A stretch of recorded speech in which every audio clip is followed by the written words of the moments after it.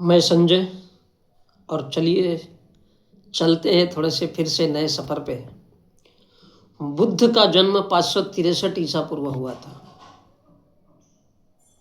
इसी देश में, और ईसा का जन्म, ईसा मसीह का जन्म 33 ईसा में हुआ था। यानी ईसा मसीह के जन्म के 530 वर्षों पूर्व बुद्ध इस देश में पैदा होके मर के खत्म हो गया। दुनिया के तीन महत्वपूर्ण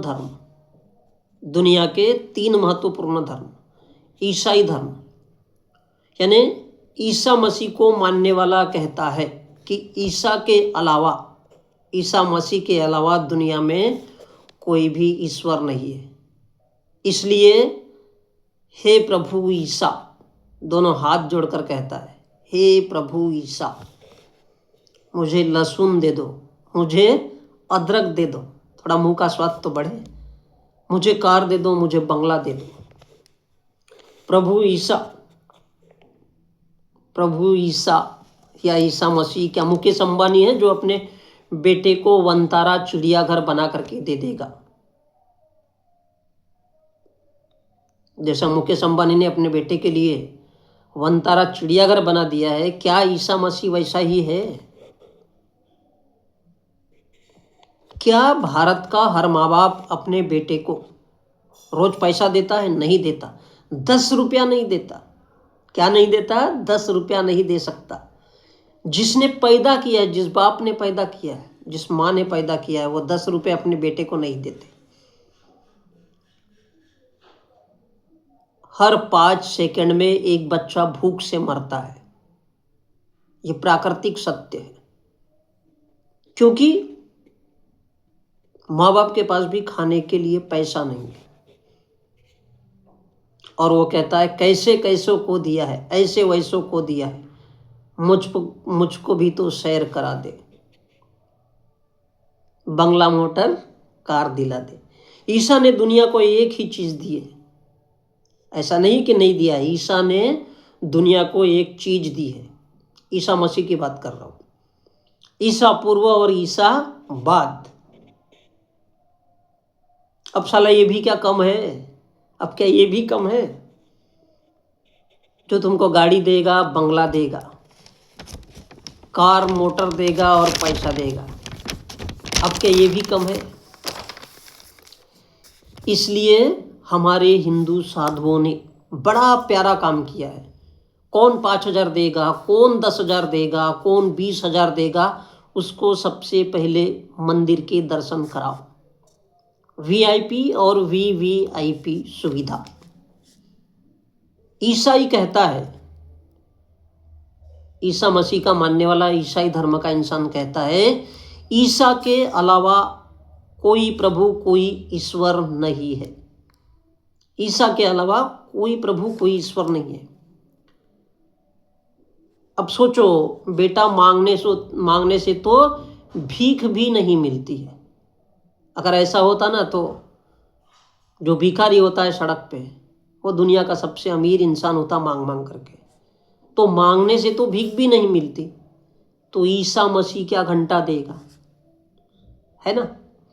इसलिए ईसा कहता है, स्वर्ग में आओ, नरक से बाहर निकलो, स्वर्ग में आओ।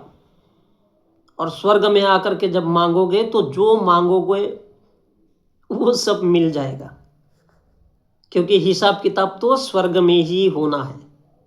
हिसाब किताब जो है वो केवल स्वर्ग में होता है, प्रभु के दरबार में होता है। अब ईसा मसीह कहाँ से दे देगा? तुम्हारे बाप ने ईसा मसीह के पास दरबार में पहले से कुछ रखा है या ठेका लेकर के रखा है? हीरे जवाहरात, सोना चांदी, पैसा, धन दौलत जो तुमको देगा। और इसलिए प्रभु ईसा मसीह कहता है, मैंने बहुत कीमती चीज दी है। ईसा के पूर्व भी दिया है, ईसा के बाद भी दिया है। क्या दिया है? Because time is money. क्या दिया है मैंने?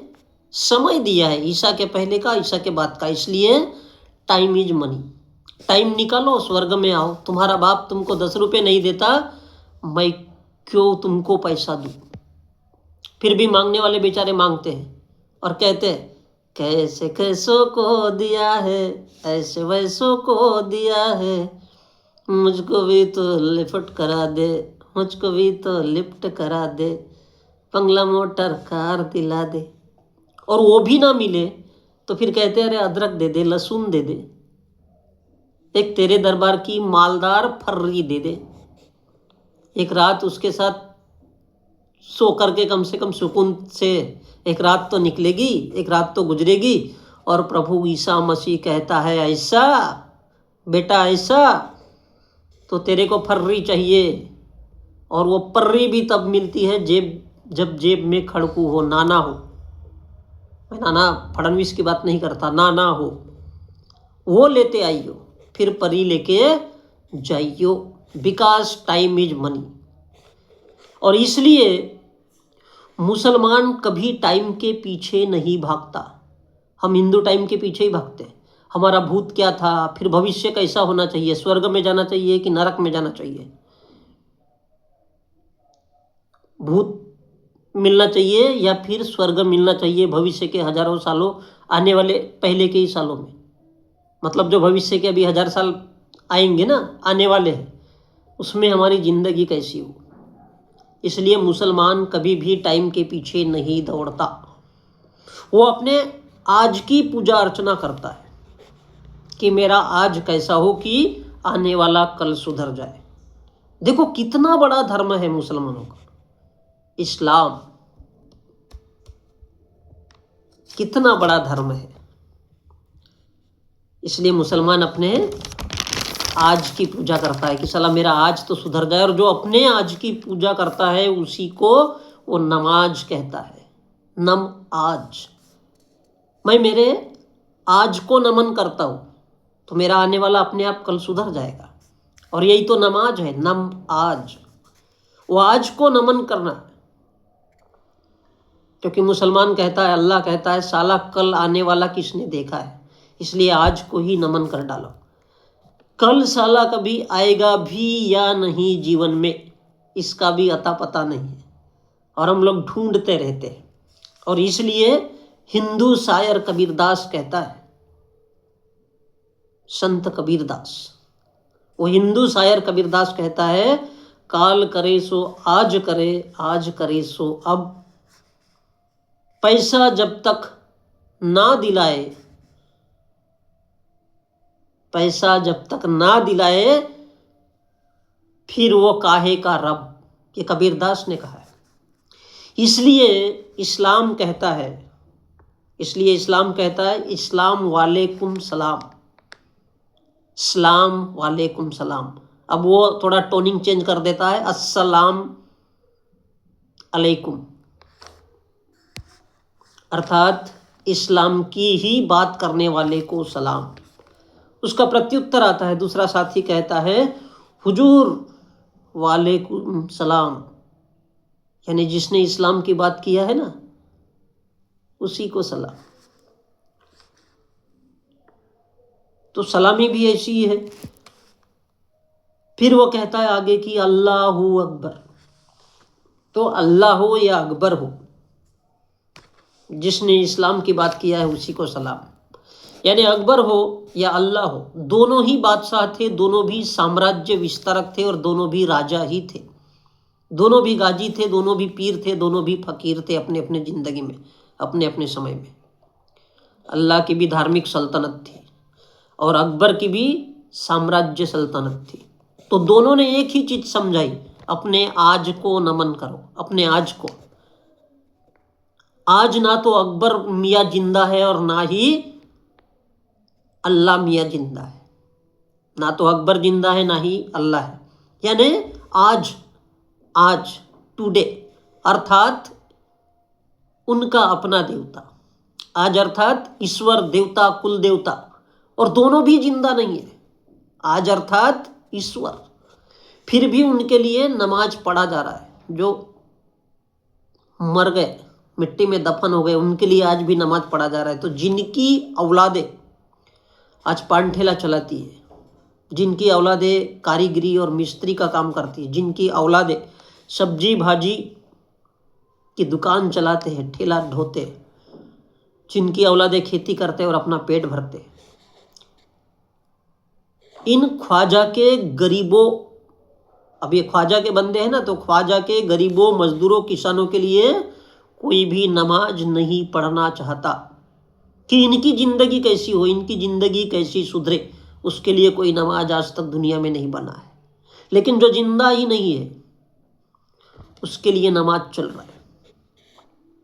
तो गरीब कौन है? ख्वाजा गरीब नवाज। इसलिए लोग ये चढ़ाओ वो चढ़ाओ, सब चढ़ावा ही चढ़ावा चलते रहता है, क्योंकि ख्वाजा गरीब नवाज है, इसलिए उसको उड़ाते रहो, खिलाते रहो, पिलाते रहो। तो गरीबी कहाँ होना चाहिए, लेकिन गरीबी कहाँ पर है? तो ये अल्लाह ईश्वर अकबर की गरीबी है, अल्लाह ईश्वर अकबर की गरीबी है। जो सब्जी भाजी बेचते हैं, जो मुख विलास कराते हैं, गुटखा बेचते हैं, पान बेचते हैं, ईटा सीमेंट ढुलाई करते हैं, टाइल्स बिछाते हैं, मजदूरी करते हैं, फिर अल्लाह का नाम लेकर के खाना खाते हैं। अल्लाह का नाम लिए बगैर खाना नहीं खा सकते। फिर भी अल्लाह ने कहा, फिर भी ना तो अल्लाह ने कहा और ना ही अकबर ने कहा कि इन गरीबों, मजदूरों, किसानों की हालत कैसे सुधरे, इन गरीबों के लिए नमाज पढ़ो, इन गरीबों के नाम से नमाज पढ़ो ताकि इनका जीवन सुधरे। इन गरीबों का जीवन कैसे सुधरे, उसके लिए नमाज पढ़ो। अल्लाह ने कहा? कभी नहीं कहा। अकबर ने कहा? कभी नहीं कहा। ईसा ने कभी नहीं कहा कि दुनिया के गरीबों, भिखमंगों, पहले अपनी आर्थिक हालत सुधारो, फिर स्वर्ग में जाओ, तब तो परी मिलेगी, तब तो स्वर्ग मिलेगा। हिंदू देवी देवताओं राम, कृष्ण, हनुमान ने इतना ही कहा कि मेरी पूजा पाठ करो। कोई भी संत ये नहीं बताता है कि उनकी पूजा करो, ये किसी ने कहा है। उन्होंने क्या कहा? मेरी पूजा करो। कभी ये नहीं कहा कि मानसिक आजाद हो जाओ, मानसिक आजाद हो जाओ, आर्थिक आजादी पालो, पैसे वाले बन जाओ, फिर स्वर्ग और नरक की खोज करना, उसके बाद स्वर्ग और नरक की खोज करना। क्योंकि पैसा रहेगा तो घर घर लेबोरेटरी बना सकते हो। फिर ईश्वर को खोजो, अल्लाह को खोजो, जिसको खोजना है उसको खोज सकते हो। इसलिए वो कहता है, और वो कहते हैं सारी देवी देवता, कि मैं स्वर्ग में बैठा मिलूंगा ताल ठोक के। तो सोचिए, क्या ईसा के अलावा, क्या ईसा मसीह के अलावा दुनिया में और भी कोई है? उनको नहीं दिखता कुछ है। क्या अल्लाह के अलावा, अकबर के अलावा और कोई दूसरा ईश्वर है? नहीं है, केवल आज है। इस्लाम कहता है अल्लाह के अलावा कोई माबूद नहीं है, कोई देवता नहीं है, कोई आज नहीं है, कोई आजा नहीं है, ग्रैंडफादर नहीं है। पारसियों का धर्म कहता है कि संस्कृत में स का ह, अर्थात हम असुर मजद को मानते हैं। हम असुर मजद को मानते हैं। जिस रूप में देखोगे भगवान ही भगवान है, जिस रूप में भी देखोगे सिर्फ भगवान ही भगवान दिखता है। यानी हम उस असुर मजद जो राक्षस के रूप में रहा होगा, ईश्वर ही ईश्वर है। पानी में ईश्वर, पत्थर में ईश्वर, कण कण में ईश्वर। इसलिए मुसलमानों ने अपने आज को नमन किया और नमाज कहा।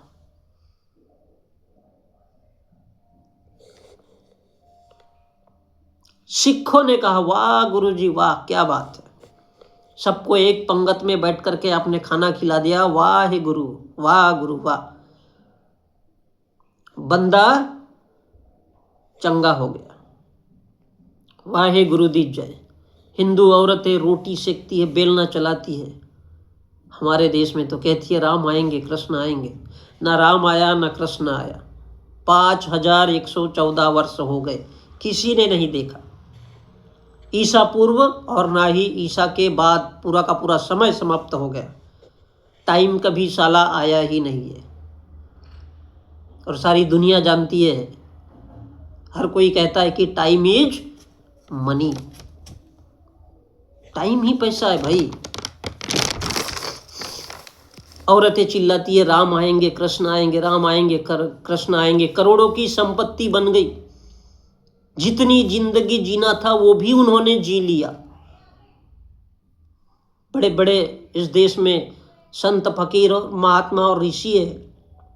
तो मोहन भागवत जी से मिली तो एक रात के 10 करोड़ मिल गए। महंत योगी के पास गई, बदन से बदन मिला तो 1 करोड़ मिल गए। भागवत जी के पास गए तो 10 करोड़, योगी जी से मिले तो 1 करोड़। फिर प्रेमानंद, धीरेन्द्राचार्य और ऐसे इस देश में 50 लाख लोग हैं। तो कितने सारे पैसा, कितना सारा दौलत, जवानी कट गई इन लोगों की। मोहे आई ना जग से लाज, इतना जोर से नाची मैं आज की साला घुंघरू टूट गए, शील भी टूट गई, जमाने की सत्यानाश हो गई। हमारे कोर्ट कचहरियों में ये शील पर बहुत बड़े बड़े झगड़े होते हैं। अब कौन सी जिंदगी बची है जो इनके सीने में दर्द होने वाला है? जिंदगी तो पहले ही जी चुके हैं। 50 लाख औरतें चिल्लाती रहती है राम आएंगे कृष्ण आएंगे राम। और इसलिए डॉक्टर अंबेडकर ने 22 प्रतिज्ञाएं की थी और उन्होंने कहा मैं राम को, कृष्ण को, शिव को कभी भगवान नहीं मानूंगा, कभी ईश्वर नहीं मानूंगा। लेकिन उन्होंने क्या कहा? मैं नहीं मानूंगा। ये कभी नहीं कहा कि तुम मत मानो। तो ईसा मसीह, ईसा को मानने वाला यही कहता है कि दुनिया में ईसा मसीह के अलावा और कोई नहीं है। अल्लाह ने भी यही कहा कि अल्लाह के अलावा, और उसके बंदे यही कहते हैं कि अल्लाह के अलावा दुनिया में और कुछ भी नहीं है। और आपकी बुद्धि, आप चाहे हिंदू हो, मुसलमान हो, सिख हो, ईसाई हो, पारसी हो, जैन हो, कोई भी हो, आपकी बुद्धि, मेरी बुद्धि, ईसाइयों की बुद्धि, सिखों की बुद्धि, पारसियों की बुद्धि, मुसलमानों की बुद्धि, हिंदुओं की बुद्धि और माइंड अगर जिसके पास है तो वो इस बात को समझे कि अल्लाह के अलावा सबसे बड़ा अज, जिसके नाम से इबादत होनी चाहिए, जिसके नाम से नमाज पढ़ा जाना चाहिए, वो आपकी अपनी बुद्धि है। अगर आपके पास बुद्धि है तो ईसा मूसा के अलावा सबसे बड़ा ईश्वर तो आपकी बुद्धि है। अगर आपके पास माइंड है तो राम कृष्ण शिव हनुमान के अलावा, दुर्गा सीता गीता के अलावा अगर आपके पास सोच है, बुद्धि है, दिमाग है, माइंड है, तो इससे बड़ा देवी देवता कहीं नहीं मिलेगा। आपकी बुद्धि में ही बैठा है, आपको खुद को यकीन नहीं है। एग्जाम्पल, मैंने समुद्र पार किया आपकी आंखों के सामने, 1 सेकंड भी नहीं लगा, मैंने समुद्र पार किया। हनुमान तो केवल उड़ सकता था, मेरे को 2 सेकंड लगे समुद्र पार करने में, समुद्र की गहराई मापने में, गोता लगाने में। अभी आपके सामने सागर पार कर लिया मैंने, 7 समुद्र। राम को तो ब्रिज बनाना पड़ा महीनों बंदरों को लेकर के। That means Allah is nothing, Isa is nothing, Ram Krishna Shiva is nothing. Mind, बुद्धि। और ऐसे ही इस दुनिया में ग्रंथों की रचना हुई, ऐसे ही इस दुनिया में ग्रंथों की रचना हुई जब 12वीं शताब्दी में कागज का आविष्कार हुआ और धर्म और उनके ग्रंथ बनाए गए। मैंने धरती की रचना की 1 सेकंड में, मैंने आसमान बनाया 1 सेकंड में, मैंने धरती पर्वत बनाए 1 सेकंड में, आपके सामने ही बना रहा। मैंने इंसानों को बनाया, मैंने जानवर और कीड़े मकोड़ों को बनाया, फिर ग्रह नक्षत्र तारे, जमीन पर जल जंगल सागर बनाए 1 सेकंड में, वो भी आपकी आंखों के सामने। और यही सब किताबों में लिखा है जिनको हम रामायण, महाभारत, भगवत गीता, कुरान, बाइबल ये सब कहते हैं। तो ना राम, ना कृष्ण, ना अल्लाह, ना ईसा, ना मूसा, नथिंग, ऑल आर जीरो। सारा खेल बुद्धि का है, सारा खेल माइंड का है, माइंड कॉन्शसनेस। और न ईसा बड़ा, न मूसा बड़ा, न पैसा बड़ा, सबसे बड़ा बुद्धि। लेकिन दुनिया में सबसे ज्यादा भिखारी अगर कोई होता है तो वो बुद्धि की बात करने वाला ही होता है, क्योंकि सारी दुनिया उससे नफरत करने लगती है। और ये हजारों वर्ष पूर्व बुद्ध ने बताया था कि बुद्धि अगर जिसके पास है, और इतने बड़े आविष्कारक जमाने में हम आज सोशल मीडिया है, टीवी है, मीडिया है, अखबार है, हजारों लाखों प्रकार के संसाधन होने के बावजूद दुनिया में बड़ी बड़ी लैब है, बिग बैंग जैसे कैसे कैसे बड़े बड़े प्रयोग हो रहे हैं, उसके बावजूद भी हम अल्लाह, ईसा, मूसा, राम, कृष्ण लेकर के बैठे, वो भी इस 21वीं सदी में। How disgusting.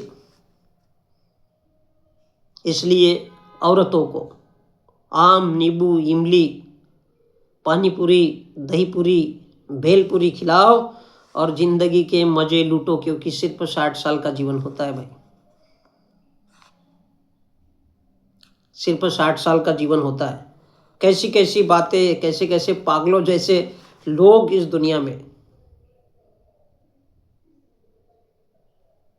कम से कम आप लोगों के पास तो पैसा है, इसलिए जीवन के मजे लूटो।